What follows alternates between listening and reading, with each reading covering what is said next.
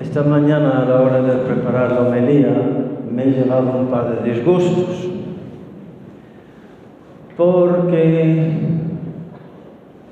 pues los sacerdotes, para preparar bien la predicación, acudamos a ciertas fuentes que creemos que son fiables para dar la doctrina buena y sana y santa de la Iglesia Católica y de vez en cuando pues te fallan y intentan comunicarte errores, porque hay errores que se han infiltrado dentro de la misma Iglesia e incluso sacerdotes que andan con errores. Hay un librito que dan a los sacerdotes que publican cada 3 meses con todas las lecturas de los 3 meses y con un comentario después. Y en ese comentario, hablando de esta pregunta de hoy que hacen a Jesús, ¿es lícito o no pagar el impuesto al César?, ponía que Jesús evitó la pregunta, porque Jesús nunca se mete en temas de política.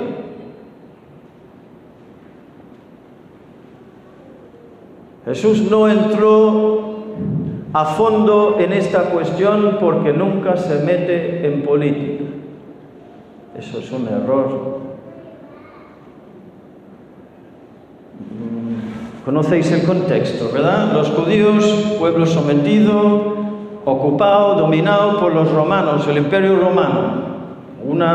Un imperio enorme, pero que tenía su sistema de derecho, de justicia, su sistema legal muy avanzado, la justicia, principios, grandes pensadores como Séneca y como Cicerón y otros, que habían elaborado todo un sistema también de transporte, de infraestructura, de sanitación, y reinaba lo que llaman la Pax Romana, que es la paz de Roma. Y dejaban una cierta independencia a los pueblos dominados. Está bien, sigue con tu religión, sigue con tu administración a nivel local, pero hay que pagar tributo, hay que pagar el impuesto al César para el mantenimiento y para todo lo que eso estamos dando en cuanto a servicios y orden, etc. Y como había movimiento de revolución entre los judíos, quieren pillar a Jesús porque si dice que hay que pagar el impuesto, entonces se hace enemigos con los que quieren liberarse de los romanos, y si dice que no hay que pagar el impuesto, se hace enemigo de los romanos, y por un lado y por otro se mete en líos. Entonces, según este comentario que he leído, pues Jesús, para evitar líos, no entra en la pregunta porque nunca... Luego, en otro lugar, he leído lo siguiente. Jamás, esto dirigido al pueblo fiel cristiano, a ustedes, jamás mezcléis a la Iglesia en vuestros asuntos temporales. La misión de la Iglesia es proclamar las verdades eternas, no tomar partido en cuestiones temporales. Eso os lo ha dejado a vosotros. Uno no sabe por dónde empezar ahí. O sea que Dios está diciendo a los fieles cristianos, no, en esos asuntos temporales significa relativos al tiempo, política, economía, cosas de esas, no metáis ahí en la iglesia. Ahí Dios no tiene nada que decir, lo deja a vosotros, pero por favor. De modo que Dios no tiene ninguna palabra que decir sobre la justicia social, sobre el comportamiento de los políticos y los poderosos. Sí tiene. A Jesús también le interesan no solamente las verdades sagradas y eternas, sino también las realidades históricas y temporales y materiales de cada día. Por eso Dios ha entrado en el tiempo, en la historia. Y cuando Jesús dice, dad al César lo que es del César y a Dios lo que es de Dios, ¿qué vamos a decir? ¿Que está poniendo a Dios en el mismo nivel que el César? Y Dios por un lado y el César por el otro. Que no. Es una barbaridad. Hemos leído en la munición de entrada, Dios está por encima de todo poder de este mundo y no hay más que un solo Señor Jesucristo. Ahora sí, aquí sí. El mismo Jesús dirá a Pilatos, no tendrías ningún poder sobre mí si no lo hubieras recibido de lo alto. Y con eso Dios le está diciendo a Pilatos, cuidado, que esta autoridad y este poder que tú tienes de matarme o de dejarme libre, te lo ha dado Dios. Y un día tendrás que dar cuentas a Dios por cómo has administrado ese poder. Y Pilatos se lava las manos. ¿Y qué? ¿Vamos a lavar las manos también nosotros? Esto no me metas en líos, eso no tiene nada que ver conmigo, soy cura, no me des problemas. La vida fácil. Que no. Debemos a Dios, sigue aquí, todo cuanto somos y tenemos. Hemos sido creados a su imagen. De modo que todo tiene que ser sometido a Dios y Dios sí tiene una palabra que decir en todos los ámbitos humanos. La sexualidad, la moral sexual, la política, la economía. Hace poco el mismo Papa Francisco, por ejemplo, en nombre de Dios, como pontífice supremo de la Iglesia Católica, ha condenado la usura, que es cobrar intereses injustos, como hacen aquí los prestamistas que tenéis, los chulqueros, ¿no? ¿Cómo se llaman? Chulqueros. Los chulqueros. ¡Pecado! Condenado por la Iglesia y condenado por Dios y condenado por el Papa. Y a veces los bancos también lo hacen. Y tienes que pagar el doble de lo que vale una casa, etcétera, etcétera. Pecado, ¿eh? Y el mismo Papa también ha condenado. Bueno, os voy a dar una explicación rápida porque sé que no sois tontos, pero tendréis que concentrar un poco. Pues los capitalistas, en los orígenes del movimiento capitalista, hablaban del efecto derrame y de la mano invisible. No están hablando de Dios, están hablando de yo que sé qué. Pero lo que dicen es que si tú das rienda suelta a los ricos, a hacerse más rico, dando campo libre a su egoísmo y su avaricia, suben ellos al poder, al dominio, a la riqueza, y hay un efecto derrame que consigue una mano invisible, no sabemos cómo, que hace que toda esa riqueza vaya filtrando hacia abajo para llegar a los más pobres. Y así se justifican ellos en sus egoísmos crueles, aprovechándose y explotando, porque el efecto derrame, la mano invisible, hace que los demás también se levanta la economía y todos salen ganando. ¿Te lo puedes creer? Pues el Papa Francisco ha condenado eso, que es una mentira. Que no. Entonces el Papa Francisco se ha metido en cuestiones de política y economía. Y no es el primer Papa. Desde el comienzo, desde el mismo Jesucristo, Dios ha querido salir en defensa de los pobres y los débiles y los vulnerables, en contra de los ricos y los grandes y poderosos. Y hay toda una historia de pensamiento riquísimo de la Iglesia, de sabiduría sobre el buen trato Pongo otro ejemplo. Un católico que se llama Henry Ford, era católico. No sé si sabéis quién era, pero sabéis el coche Ford, ¿verdad? ¿Te suena? Como Volkswagen, como Fiat, como yo que sé más que hay. Pues uno de los coches de la marca de coche más famosas es Ford, por Henry Ford, católico. Pues en el año 1891, uno de los grandes papas de la historia de la Iglesia, el Papa León XIII, publicó una encíclica que es un documento de alta importancia en la enseñanza de la Iglesia, que se titulaba Rerum Novarum, en latín. Rerum Novarum es cosas nuevas, sobre las cosas nuevas, y el subtítulo es sobre los derechos y los deberes de la capital y la labor. ¿Qué significa eso?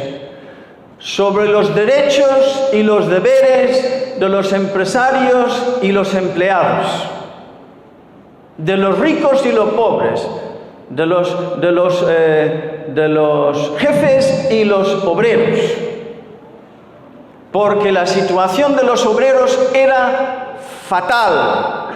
La injusticia del capitalismo salvaje era bárbara, tremenda, y condena los excesos del capitalismo salvaje y también del socialismo, metiéndose en cosas de política y criticando y defendiendo, orientando y corrigiendo a los ricos, a los dueños de las empresas, y educando a los pobres y a los obreros, los vulnerables, en sus derechos. Recomiendo que lo leéis para que tengáis la cabeza bien amueblada con la sabiduría de la Iglesia inspirada por el Espíritu Santo, que es Dios. Para que no andéis ahí siguiendo otras ideologías falsas cuando hay sabiduría dentro nuestro, como católicos. Y entre una de las cosas que propone es una maravilla de documento.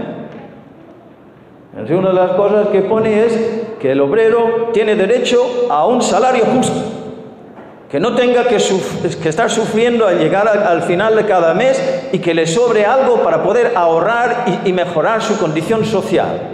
Está ahí. La Iglesia de Jesucristo metiéndose en asuntos temporales, materiales, porque a Dios le interesa la situación de los pobres.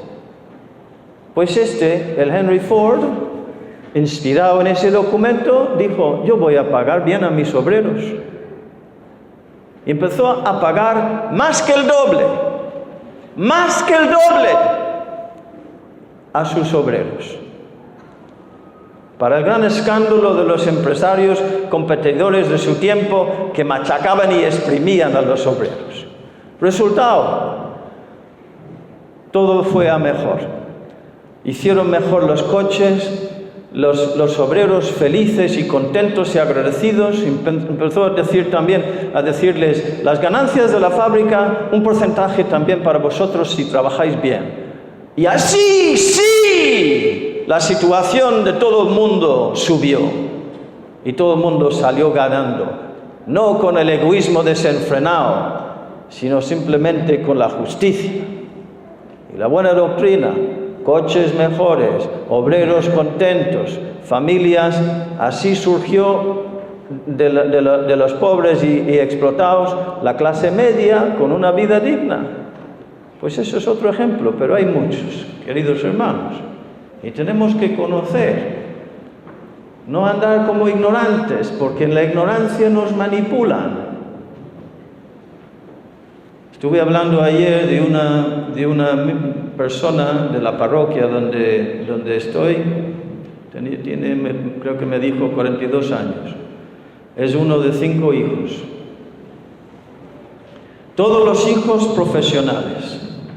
Ella, ahora no me acuerdo, me ha dicho 2 veces, pero vamos, gana bien, gana bastante bien.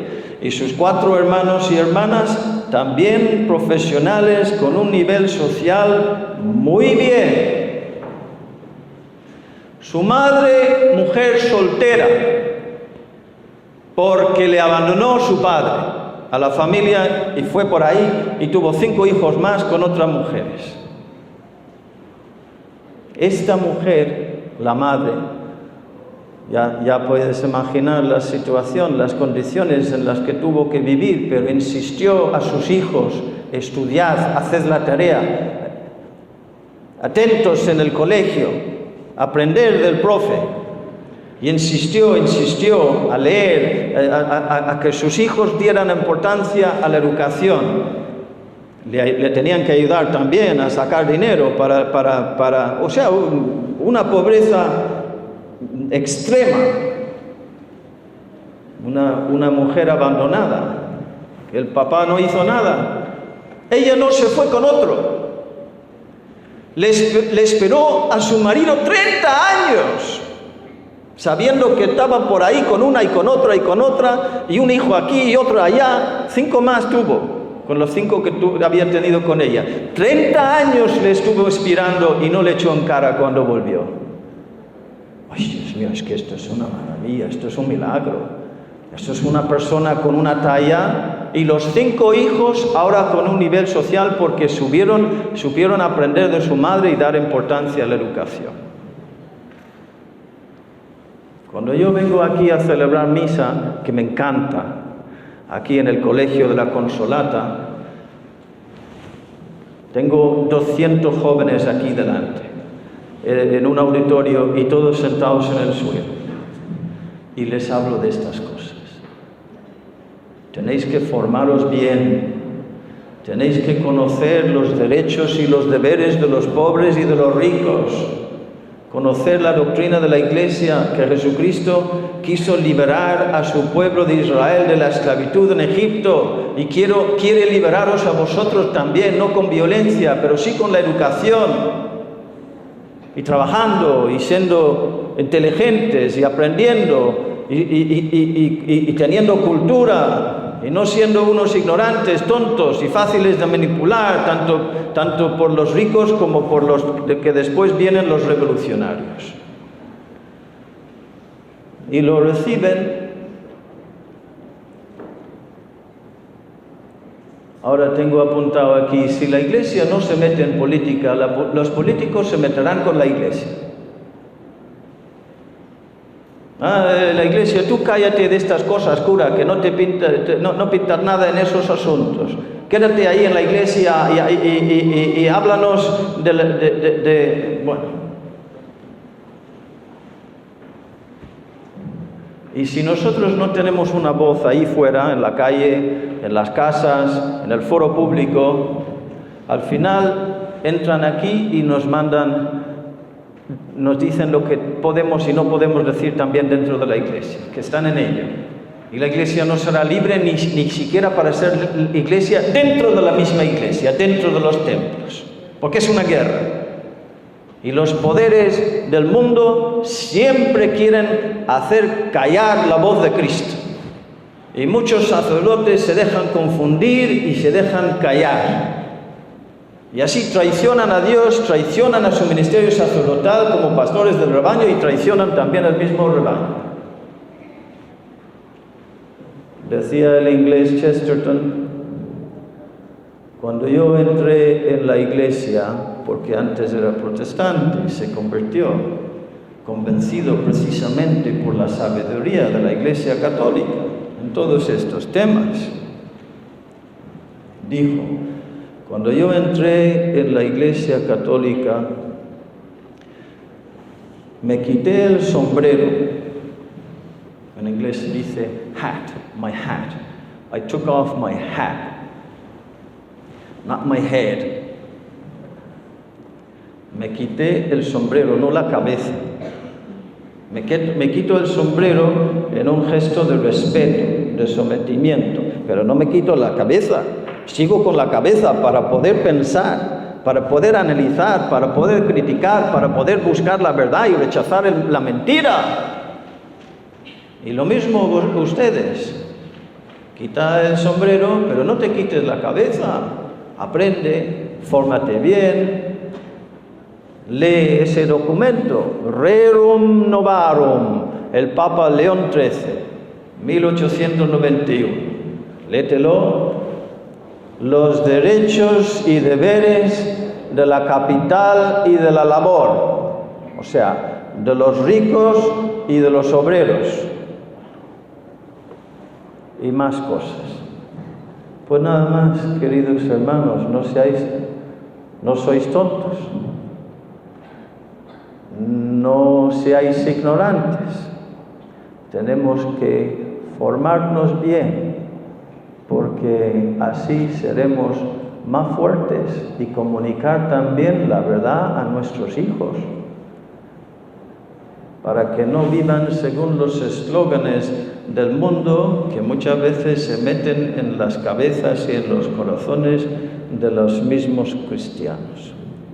Nada más, que la Virgen Santísima, que supo sopesar todas las cosas en su corazón, nos enseñe también a ser hombres y mujeres sabios y reflexivos, y que luchemos en todos los ámbitos por Dios y por la Iglesia, cumpliendo con nuestros deberes y defendiendo también con la verdad y con la caridad y con la paz nuestros derechos.